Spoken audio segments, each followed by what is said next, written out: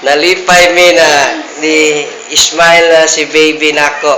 Nawala na yung kasabuton. Sulod siya diri sa Amilarin Hospital. Kuan.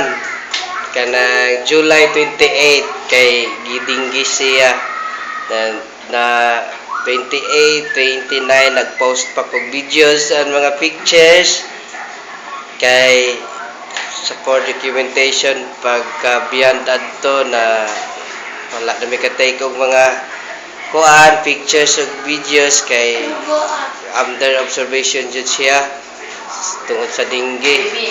Nagpuno nami og dugo platelet sa iya kani ubos og ayo dayon karon nakita na to ang development niya mo smile na. Pwede mo magkayo sa breeding. Hoy, inaan ko so karon mo smile na si baby na mo. Hayag na kayog na ipaiwalo na ko sa kuan sa tibuok kalibutan na si baby oh. Okay na kaayo ay na oh yang kuya po no okay kayo kanunay ang life. Okay kayo.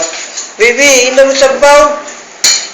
So, ikan July 29, beyond ato, wala na kakuha ang mga videos o picture. Kaya nabalaka na dito kayo ko sa iyang kuan. Hindi ka kuan kay.